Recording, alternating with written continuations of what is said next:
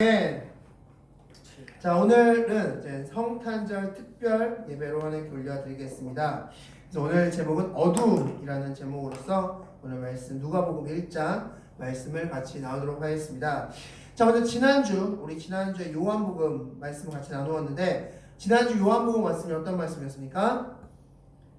바로 예수님께서 오병이어 사건을 마치시고 제자들에게 이제 가버나움으로 가는 배를 먼저 띄우시고, 그 다음에 예수님께서 어떻게 하셨습니까? 물 위를 걸으셨죠. 네. 자, 예수님께서 왜 물 위를 걸으셨다고 말씀드렸습니까? 네, 바로 예수님이 곧 하나님이다. 내가 곧 하나님과 동등되다 라는 것을 직접 몸으로서 표현하신 게 바로 물 위를 걸은 사건이다 라고 말씀드렸고, 예수님께서 밤 사경 늦은 시간에 나타나신 이유는 뭐라고 말씀드렸습니까? 즉 바로 내가 너희들에게 있어서 도움 필요한 존재다. 즉 너희들은 나를 필요로 하는 존재들이다 라는 것을 가르쳐주신 사건이고, 또한 성경에서 지나갔다라고 표현되어 있는 말씀의 의미는 뭐라고 말씀드렸습니까? 역시 동일하게 나는 곧 하나님이다, 나는 의미다 라고 말씀드렸습니다. 자, 그게 지난주에 예수님께서 물 위를 걸으신 사건을 말씀드렸고, 오늘은 바로 세례 요한의 탄생에 대해서 말씀드리겠습니다. 오늘의 질문은 이것입니다. 세례 요한은 왜 이때 태어나야만 했을까? 세례 요한은 왜 이때 태어나야만 했을까에 대한 질문을 같이 말씀을 통해서 보도록 하겠습니다. 자, 오늘 먼저 5절 말씀 같이 읽겠습니다. 오늘 본문 5절 말씀 다 같이 읽겠습니다. 시작. 유대와 헤롯 때 아비야 반열에 세상 한 사람이 있었으니 이름은 사가랴요, 그의 아내는 아론의 자손이니 이름은 엘리사벳이라. 아멘. 자, 오늘 주인공은 이제 세례 요한, 그의 아버지인 사가랴라는 사람입니다. 사가랴. 이 사가랴가 어떤 사람이냐, 성경에서 뭐라고 기록했냐면 아비야 반열에 있었던 사람이다라고 기록하고 있습니다. 자, 아비야 반열이 뭘까? 아비야 반열. 이 아비야 반열을 알기 위해서는 우리가 열왕기상 말씀으로 좀 돌아갈 필요성이 있습니다. 열왕기상과 역대기 말씀으로 돌아갈 필요성이 있는데, 자, 하나님께서 다윗 왕에게 이렇게 말씀하셨죠. 원래 다윗 왕이 무엇을 꿈꿨습니까? 성전 건축. 하나님께서 나는 지금 이렇게 좋은 집에 살고 있는데 하나님께서 이렇게 초라한 성막에 있는 건 나는 볼 수 없다. 하나님, 내가 성전을 건축해 드리겠습니다 라고 이야기를 했습니다. 그런데 하나님께서 뭐라고 말씀하셨습니까? 너가 성전을 건축하지 못할 것이고 너는 나라를 세우는 역할을 감당할 것이며 너의 아들인 솔로몬이 태어날 텐데, 솔로몬이 왕이 될 텐데 그 아들이 성전을 건축할 것이다 라고 말씀하시면서 그 성전에 내가 항상 머물 것이다 라고 말씀하셨습니다. 즉 그전까지 성막은 옮겨 다니는 구조였다면 이제 성전은 한 곳에 고정되어 있는 구조로서 내가 그곳에 항상 내 눈과 마음이 있을 것이다 라고 말씀하셨습니다. 자, 그러면서 하나님께서 말씀하신 게 역대상 24장 말씀에 보면 하나님께서는 레위 아론 지파, 아론의 자손을 바로 제사장 직분을 감당하게끔 만드셨습니다. 그래서 총 24명의 반열을 만드셨는데, 자, 이게 무슨 소리냐? 아론, 초대 대제사장이죠. 이 아론의 자손은 총 몇 명 있었습니까? 아론의 아들들 총 4명 있었습니다. 바로 나답, 아비후, 엘르아살, 이다말, 이렇게 총 4명의 아들이 있었는데 그 중에서 나답과 아비후는 어떻게 됐습니까? 죽었습니다. 레위기 10장 말씀에서 하나님께서 내려주신 불을 사용해서 하나님께 제사를 드렸어야 되는데 그들은 자기가 원하는 대로, 자기 뜻대로 그냥 불을 아무 불이나 사용했고, 그래서 하나님께서는 그 즉시 나답과 아비후를 죽이셨습니다. 그리고 나서 엘르아살과 이다말이 남았는데 그 엘르아살과 이다말의 자손들, 그 자손들 중에 24명을 선택했습니다. 그 24명을 선택해서 그 24명을 리더로 하는 한 반열식을 만들었습니다. 그게 바로 24 반열이라고 하는데, 자, 지도를 통해서 우리 그림을 통해서 설명해 드리겠습니다. 네. 그래서 보시면 24개의 반열이 있습니다. 역대상 24장 3절 말씀 보면 엘르아살의 자손에게는 16반열을 만들었고 그리고 이다말 자손에게는 8반열을 만들었습니다. 그래서 총 24반열을 만들었습니다. 이 24반열 중에서 한 반열이 무슨 반열이다? 바로 아비야 반열이다 라고 할 수 있습니다. 그리고 그 아비야 반열에 누가 속해 있다? 사가랴가 속해 있다 라고 할 수 있습니다. 자, 우리 8절 말씀 한번 같이 읽겠습니다. 우리 8절 말씀 다 같이 읽겠습니다. 오늘 보면 8절 말씀 시작. 마침 사가랴가 그 반열의 차례대로 하나님 앞에서 제사장의 직무를 행할세. 아멘. 자, 이게 무슨 말씀이냐? 각 반열별로 일주일씩 돌아가면서 제사를 집행했습니다.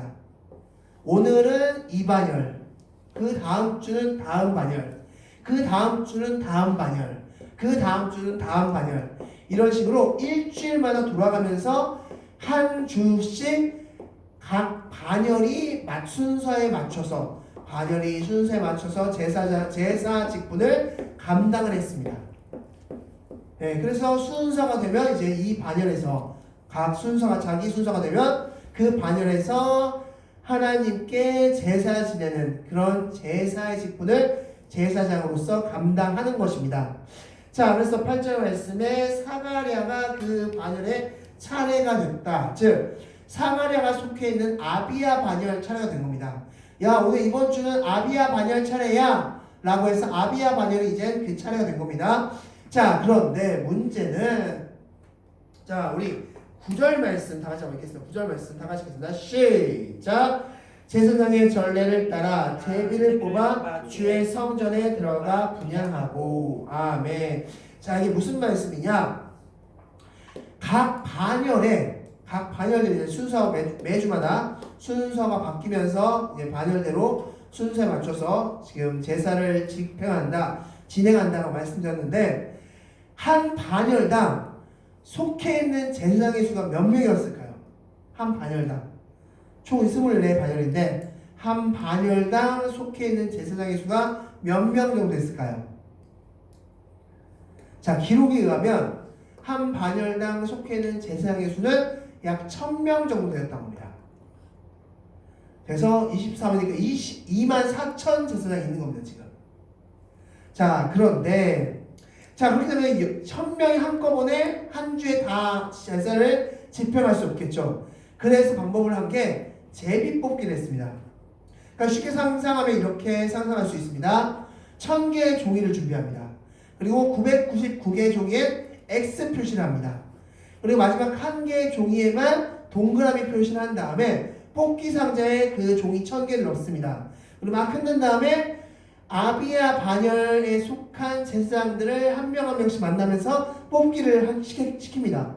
자, 뽑아 이렇게 다 뽑습니다. 999명의 제사장들은 종이를 뽑았는데 X 표시가 나온 겁니다. 근데 사가랴가 종이를 딱 뽑았는데 무슨 표시가 나온 겁니까? 동그라미 표시가 나온 겁니다. 야, 오늘 이번 주는 내가 당첨됐어. 와, 내가 오늘은 이번 주엔 제사장 하나님께 제사 지낸다 하면서 지금 뽑기를 그렇게 한 겁니다. 쉽게 상상하면 그렇게 될 수 있습니다.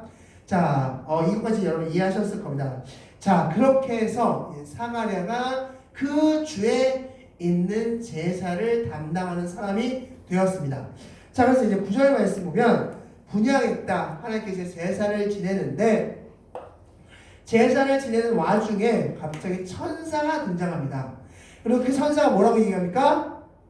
사가랴 가정 가운데 아이가 없었습니다. 그래서 이 사가랴가 항상 늘 기도했는데 천사가 나타나더니만 이렇게 이야기합니다.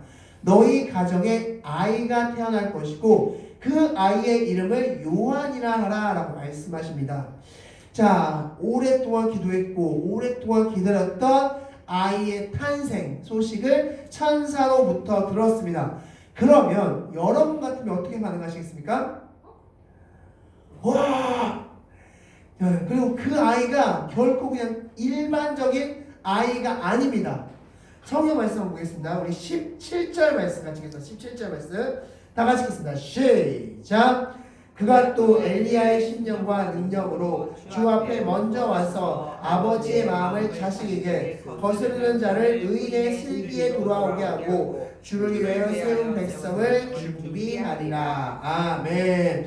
자, 즉 준비시키는 역할을 이 아이가 맡을 거야 라고 천사로부터 얘기를 들었습니다. 여러분 같으면 어떻게 반응하시겠습니까? 이런 얘기를 들었습니다, 여러분.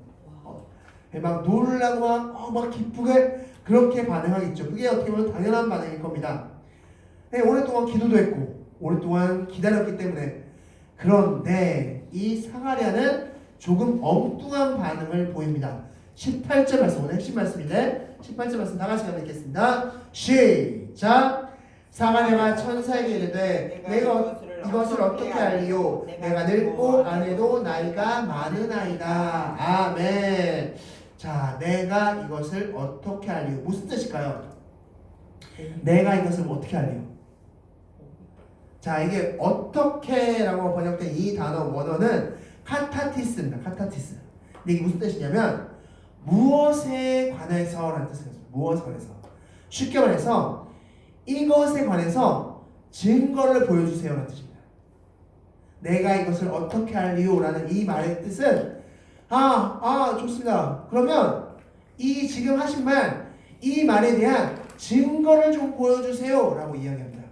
자, 왜 증거를 요구했냐? 그 다음 절이죠. 나는 늙고 내 아내는 나이가 많으니이다 라고 말씀합니다.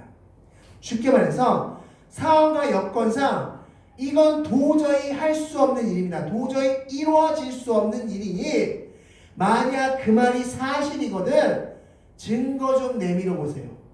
증거 좀 보여주세요 라고 이야기하는 겁니다. 지금. 천사가 세례 요한이라는 예수님을 준비하는 역할을 감당하는 사람의 탄생 소식을 알렸는데 제사장, 그 주의 하나님께 제사를 맡은 그 제사장이 천사에게 이 상황상 말도 안 됩니다. 나는 지금 다 늙었어요. 아내는 지금 아내도 역시 다 늙었어요. 이런 상황에서 어떻게 아이가 태어날 수 있습니까? 만약 그게 사실이라면 내 눈앞에 증거 좀 보여주세요 라고 지금 이야기하고 있는 겁니다. 지금 이 사가랴의 반은 크게 두 가지의 문제점을 가지고 있는데 첫 번째 우리 5절 말씀 같이 읽겠습니다. 5절 말씀 다 같이 읽겠습니다. 시작. 유대왕 헤롯 때 아비야 반열에 세상 한 사람이 있었으니 이름은 사가랴요 그의 아내는 아론의 자손이니 이름은 엘리사벳이라. 아멘. 자, 제사장은 어떤 자손만 가능하냐면 아론 자손만 가능합니다. 아론 자손만. 즉 이 사가랴도 아론 자손이었습니다. 그리고 그 말씀 보면 그의 아내인 엘리사벳도 누구 자손이었습니까? 아론 자손이었습니다. 즉 여자이기 때문에 사실 제사장의 직무를 하지 못했을 뿐이지 둘 다 아론 자손이었던 겁니다. 아론 자손이라는 것은 제사장 자손으로서 하나님께 직접적으로 예배드리는, 직접적으로 하나님께 제사 드리는 역할을 감당했던 사람이 바로 아론 자손들이었습니다. 그런 아론 자손이 사가랴가 지금 천사가 그렇게 기쁜 소식을 전했음에도 불구하고 나는 못 믿겠습니다 라고 지금 하고 있는 겁니다. 지금. 나는 못 믿겠습니다. 자, 그런데 더 중요한 사실이 있습니다. 말씀입니다. 13절 말씀 다 같이 읽겠습니다. 13절 말씀 다 같이 읽겠습니다. 시작. 천사가 그에게 이르되 사가랴여 무서워하지 말라. 너의 간구함을 들린지라. 내 아내 엘리사벳이 내게 아들을 낳아주리니 그 이름을 요한이라 하라. 아멘. 자, 천사가 이렇게 이야기하고 있죠. 너가 열심히 기도했잖아. 너 기도 소리 하나님께서 다 듣고 계셨고 지금 응답하실 거야 라고 말씀하십니다. 이 말인즉슨 사가랴와 엘리사벳이 그동안 어떤 기도를 드렸다? 아들을 달라고, 제발 우리 아들 좀 주세요, 아들 좀 주세요 기도했습니다. 그런데 정작 아들을 주겠다는 말씀을 하시니까 뭐라고 반응합니까? 증거를 보여주세요. 그렇다면 지금 이 사마리아가 했던 이 기도는 진실된 믿음의 기도였습니까? 아닙니까? 아닌 거죠. 하나님께 기도했는데 이 세상을 태초에 하나님이 천지를 창조하시니라에 그 하나님께 기도했는데 그 하나님께 기도하면서도 믿지 않았던 겁니다. 기도도 했지만 믿지 않았던 겁니다. 누가? 아론의 자손인 사마리아와 엘리사벳이 하나님의 백성을 하나님께 인도하고 하나님께 죄사함을 지원해야 될, 도와줘야 될 그 사마리아와 엘리사벳, 그 아론의 자손이 이처럼 믿음이 없었다라고 볼 수 있는 거예요. 바로 그가 세례 요한의 아버지와 어머니였습니다. 그런데 여기서 이제 끝난 것이 아니다. 이렇게 믿음 없는 제사장의 문제는 사마리아만의 문제가 아니었다라고 볼 수 있습니다. 오늘 한 권의 성경책을 더 볼 텐데 바로 말라기서를 같이 보겠습니다. 말라기서. 자, 말라기서. 이 말라기서라는 이 책은 왜 쓰여진 책일까라는 것입니다. 말라기서는 이제 구약의 마지막 책입니다. 자, 이 말라기서 1장 1절 말씀을 다 같이 읽겠습니다. 자, 다 같이 읽겠습니다. 시작. 여호와께서 말라기를 통하여 이스라엘에게 말씀하신 경고라. 아멘. 자, 1장 1절 말씀에 경고라라고 말씀합니다. 경고라. 무슨 경고일까요? 무슨 경고? 무엇에 대한 경고일까요? 우리가 말라기서 하면은 거의 11조 이야기로 많이 언급되는 본문인데, 성경책인데, 이 말라기서는 특정 대상을 대해서 특정 대상에게 쓴 말라기라는 선지자의 외침이라 할 수 있습니다. 하나님께서 구약의 마지막 선지자로 말라기라는 사람을 세우셨고 이 말라기가 하나님의 마음을 이 사람들에게 대변한 것이다 라는 게 이 말라기서 내용입니다. 누구에게 하나님께서 쓰셨나? 지금 6절 말씀, 말라기서 1장 6절 말씀 다 같이 읽겠습니다. 다 같이 읽습니다. 시작. 내 이름을 멸시하는 제사장들아, 나 만군의 여호와가 너희에게 이르기를 아들은 그 아버지를, 종은 그 주인을 공경하였나니 내가 아버지일진데 나를 공경함이 어디 있느냐? 내가 주인일진데 나를 두려워함이 어디 있느냐? 하나 너희는 이르기를 우리가 어떻게 주의 이름을 멸시하였나이까 하는도다. 아멘. 자, 이 말라기서 누구를 대상으로 썼다? 제사장입니다. 이 말라기서의 주인공은 제사장들입니다. 즉 구약 시대 때 하나님께서 레위 지파를 세우셨고 아론 지파를 세우셔서 제사장의 직분을 감당하시게 하셨고 성전을 감당하게끔 하셨습니다.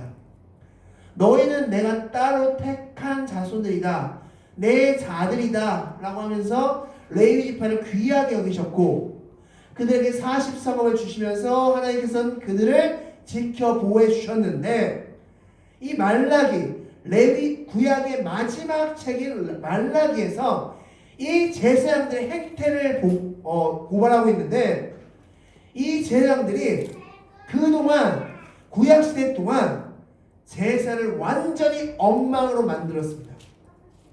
그것에 대해서 고발하는 책이 말라기서입니다. 너희들 어떻게 이렇게 제사를 지낼 수 있니? 그래서 말라기서는 11조대로 강조하는 책이 아니라 제사장들에게 하시는 하나님의 통탄의 고백입니다. 제사장들은 어떻게 이럴 수가 있냐 너희들. 자, 그에 대한 대표적인 말씀 13절 말씀, 말라기서 1장 13절 다 같이 읽겠습니다. 시작. 만군의 여호와 이르노라 너희가 또 말하기를 이 일이 얼마나 번거로운고 하며 코웃음치고 훔친 물건과 저는 것 병든 것을 가져왔느니라. 너희가 이같이 봉헌물을 가져오니 내가 그것을 너희 손에서 받겠느냐? 이는 여호와의 말이니라. 아멘. 자, 여기서 핵심적인 부분은 이 일이 얼마나 번거로운고라고 말씀합니다. 여기서 말하는 이 일은 뭘까요? 제사 지내는 겁니다. 제사 지내는 거. 지금 제사장들이 이렇게 얘기하는 겁니다. 아, 제사 지내기 귀찮아. 아, 제사 지내기 싫어. 아, 귀찮아. 야, 대충 해. 야, 뭐 이렇게 뭐 자세하게. 그리고 나서 이제 제물을 병는 것. 이 백성들이 막 상한 거 그런 거 가져왔습니다.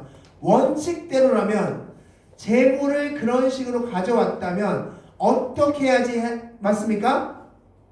제물을 돌려보내야 됩니다. 컷해야 됩니다. 아, 이런 거 가져오면 안 돼. 하나님께서는 온전한 거 가져오라고 했어. 컷해야 됩니다. 근데 이들이 야, 대충 해. 다시 검사하기 귀찮아. 야, 그냥 통과. 제사 지내는 걸 귀찮아했습니다. 대충 제사 지냈습니다.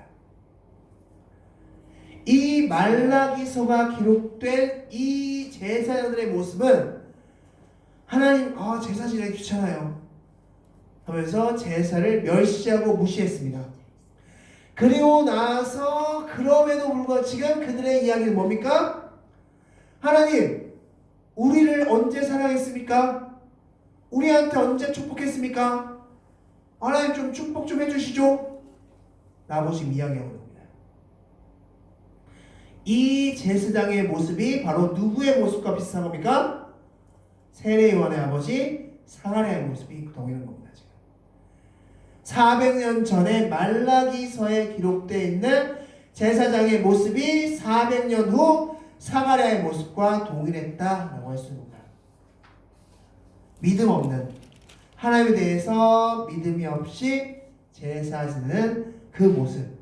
자, 그런데 문제는 이때만이 아니었습니다. 말라기서가 기록될 당시만의 문제가 아니었고 이 세례 요한이 탄생했을 때도 문제였습니다. 자, 누가복음 3장 2절 말씀 다 같이겠습니다. 시작.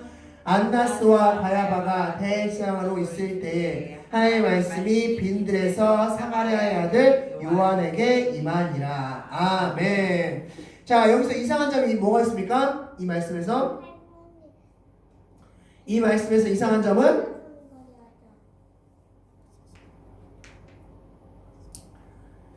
대제사장이 몇 명이다? 2명입니다. 지금 대제사장. 원칙상 대제사장은 몇 명이어야 됩니까? 1명이어야 됩니다. 근데 지금 대제사장이 2명이라고 기록되어 있습니다. 자, 설명드리면 안나스가 바로 전 제사장, 안나스가 작년의 제사장이었고 그의 사위인 가야바가 올해 제사장입니다. 근데 안나스가 작년의 제사장으로서 이제 올해 제사장인 가야바가 제사장의 역할을 감당했으면 손을 떼야 되는데 안나스가 손을 떼지 않고 대제사장의 역할을 감당했습니다. 그리고 더 큰 문제는 안나스에게 그 누구도 당신 대제사장이 아닌데 왜 대제사장의 역할을 하십니까? 라고 말하는 사람이 없었다라는 것입니다. 자, 그거에 대한 반증을 말씀 통해서 보겠습니다. 요한복음 18장 24절 말씀 다 같이 읽겠습니다. 시작. 안나스가 예수를 결박한 그대로 대제사장 가야바에게 보내니라. 아멘. 자, 이 말씀 또한 되게 이상한 말씀입니다. 어디가 이상합니까? 이 말씀도 굉장히 이상한 말씀입니다. 사실 어디가 이상할까요?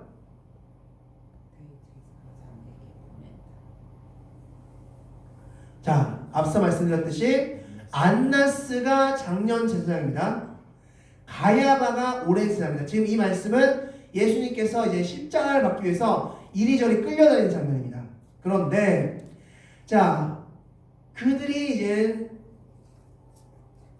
바리새인들이 예수님을 체포해서 이제 대제사장에게 그것을 보고하러 가는 길인데 내가 이런 사람 잡았습니다.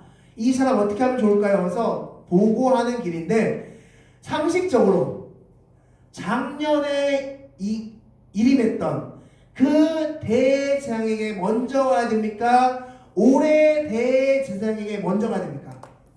올해. 그죠? 작년에 했던 사람은 이제 끝난 거예요. 임기가 끝났습니다.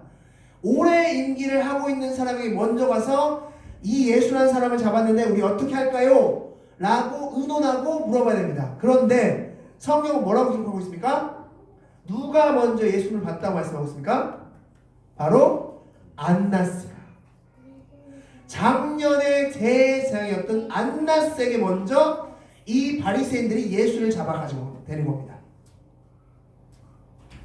그렇다는 것은 이 안나스의 영향력, 안나스의 파워, 안나스가 가지고 있는 힘이 가야바보다 훨씬 컸다라고 볼 수 있는 겁니다. 지금 안나스는 마치 무소불위의 권력, 그 누구도 건드릴 수 없는 권력을 가지고 있습니다. 지금 안나스라는 사람이. 그래서 예수를 잡았는데 올해 대상인 가야바에게 먼저 보이지 않고 작년에 이미 임기가 끝난 안나스에게 보이는 겁니다. 먼저. 그리고 그 누구도 당신 대상은 끝났잖아 라고 아무도 지적하지 않았다는 겁니다. 즉 권력과 능력과 정치적인 것과 모든 것이 짬뽕되어 있는, 그래서 완전히 혼탁해진 그런 신앙인의 모습, 신앙의 모습을 지금 이 말씀 한 구절에서 우리 볼 수 있는 겁니다. 완전히 뒤죽박죽된 그런 상황에서 하나님께 대한 제사, 하나님께 대한 예배, 하나님에 대한 믿음이 제대로 섰을까요? 안 섰을까요? 안 섰겠죠. 그냥 권력에 아부하는 그런 모습들, 그런 모습들만 지금 있는 겁니다. 그래서 안나스에 벌벌 떨면서 권력 있고 힘이 있는 안나스에 벌벌 떨면서 그렇게 종교 생활을 이어가고 있는 겁니다. 지금. 그런데 그런 상황에서 하나님께 대한 기도, 하나님께 대한 믿음, 기도, 신앙, 그게 제대로 섰으니 만무하다는 겁니다. 이때가 언제다? 세례 요한이 태어났을 때 이랬다는 겁니다. 즉 다시 정리하면 말라기 시대, 즉 구약 시대에도 제사장들이 망가져서 하나님께서 마지막 선지자에게 마지막 이 말라기 선지자는 백성들에게 외친 게 아닙니다. 제사장들아 정신 좀 차려! 라고 외친 거고, 이 신약시대로 넘어온 400년 암흑기를 지난 신약시대로 넘어왔어도 제사장들은 정신을 차리지 못하고 있었고, 그 중 한 사람이 누구다? 세례 요한의 아버지 사가랴다라는 것입니다. 이런 상황에서 누가 태어났습니까? 세례 요한이 태어납니다. 이렇게 영적으로 어두워지고 이렇게 암흑 가운데 있는 이 시기에 누가 태어났다? 세례 요한이 태어났고, 그 세례 요한은 누구를 증거한 겁니까? 예수님을 증거한 겁니다. 즉 오늘 이 시가 이 예수님의 탄생의 의미는 암흑 가운데 있는 이 영적으로 혼탁해진, 영적으로 어두워진 이 시기에 빛을 주기 위해서 태어나신 분이 바로 예수 그리스도라고 할 수 있는 겁니다. 그 어두움을 물리치기 위해서, 마치 어두운 방에 촛불 하나를 켜놓으면 모든 방이 환해지는 것처럼 그 어두움을 물리치기 위해서 예수님이 태어났고, 그 태어나는 것을 알리고 전했던 사람이 바로 세례 요한이다 라고 할 수 있는 것입니다. 오늘 예수님의 탄생을 기념하는 주일입니다. 예수님께서 왜 태어나셨을까? 왜 세례 요한이 이때 태어나 했을까? 바로 너무나 어두워진 시대가 있었기 때문입니다. 우리도 마찬가지고 지금 이 시대도 마찬가지라고 생각합니다. 영적으로 어두워진 이 시대, 필요한 것은 바로 예수 그리스도라는 것을 기억하시기 바라겠습니다. 세례 요한이 그랬듯이 우리 또한 그 빛 되신 예수 그리스도를 증거하시면서 이 세상에 빛이 존재한다는 사실, 이 어둠이 물러갈 수 있다는 사실을 증거하시는 여러분들이 되시기 바라겠습니다. 아멘. 말씀을 정리하겠습니다. 오늘 주인공 사가랴, 이 사가랴마저도 제사장 아론의 자손이었음에도 불구하고 믿음이 없는 모습을 보인 사가랴, 그 사가랴 시대, 그 시대 가운데 태어난 세례 요한과 세례 요한이 증거한 예수님, 우리 또한 세례 요한이 되어서 그 빛 되신 주님을 증거하는 그런 여러분들이 되시기 바라겠습니다. 기도하시겠습니다. 우리 다